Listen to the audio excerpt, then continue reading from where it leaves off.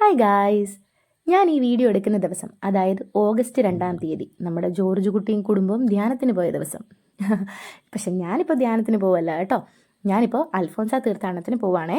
July 28 വിശുദ്ധ അൽഫോൻസാമയുടെ തിരുനാളിനോടനുബന്ധിച്ച് August 2-ാം തീയതി നമ്മുടെ കുഞ്ഞു മിഷണറിമാർ, അതായത് മിഷൻ ലീഗ് അംഗങ്ങളെല്ലാം കൂടി അൽഫോൻസാമയുടെ ജന്മഗൃഹത്തിലേക്ക് അൽഫോൻസ തീർത്ഥാടനം നടത്തുകയാണ്.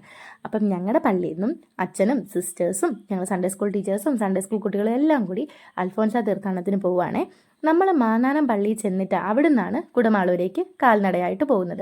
പക്ഷേ ചങ്ങനാശ്ശേരിയിൽ നിന്ന് നടന്നു വരുന്ന കുഞ്ഞു മിഷണറിമാർ തൊട്ട് വലിയവർ വരെ ഉണ്ട് കേട്ടോ. അവരെയൊക്കെ കാണുമ്പോൾ നമുക്ക് ഭയങ്കര അഭിമാനവും സന്തോഷവും ഒക്കെ ഫീൽ ചെയ്യുന്നുണ്ട്. ഞങ്ങൾ നേരെ മാന്നാനം പള്ളിയിൽ ചെന്ന് പള്ളിയിൽ കയറി പ്രാർത്ഥിച്ചു. ചാവറേച്ചൻ്റെ കബറിടത്തിലൊക്കെ പോയി. അതിനുശേഷം നമ്മൾ പുളുങ്ങുന്ന് ഫൊറോന ഒന്നിച്ച് കാൽനടയായിട്ട് പോവുകയാണ്. ഇപ്പം നടക്കുന്നത് 37-ാമത്തെ അൽഫോൻസ തീർത്ഥാടനമാണ്. നമ്മൾ ഏകദേശം ഒരു 10:45-11 മണിയോട് കൂടിയിട്ടാണ് നടന്നു തുടങ്ങിയത്.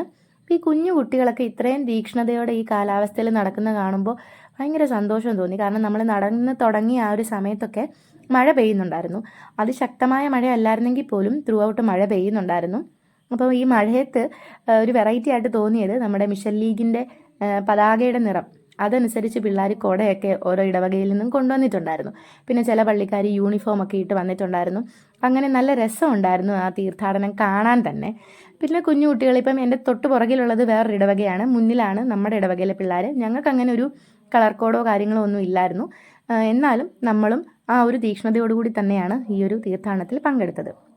അങ്ങനെ നമ്മൾ നടന്ന് അൽഫോൻസാമയുടെ ജന്മഗൃഹത്തിൽ എത്തിച്ചേർന്നു. അവിടെ ചെന്ന് പ്രാർത്ഥിച്ചു.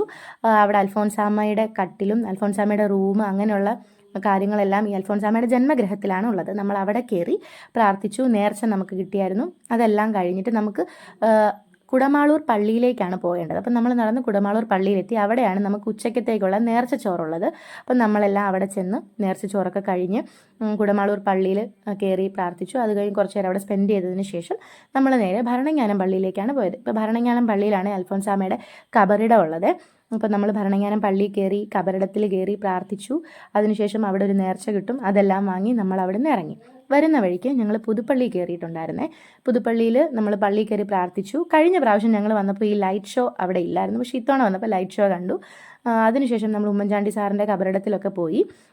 അത് കഴിഞ്ഞിട്ട് നമ്മൾ പുതുപ്പള്ളിയിൽ അവിടെ ഒരു ടീ ആൻഡ് സ്നാക്സ് ടൈം ഉണ്ടായിരുന്നു. അതെല്ലാം കഴിഞ്ഞ് നമ്മൾ നേരെ കായൽപ്പുറത്തേക്ക് വണ്ടി തിരിച്ചു. തിരിച്ചു വരുന്ന വഴിയിൽ വണ്ടിക്കകത്ത് നമ്മുടെ പിള്ളേരുടെ ഡാൻസും പാട്ടും ഒക്കെ ഉണ്ടായിരുന്നു. എല്ലാവരും എൻജോയ് ഒക്കെ ചെയ്തു. അപ്പം നമ്മുടെ വീഡിയോ ഇത്രയേ ഉള്ളായിരുന്നു. Tata bye bye.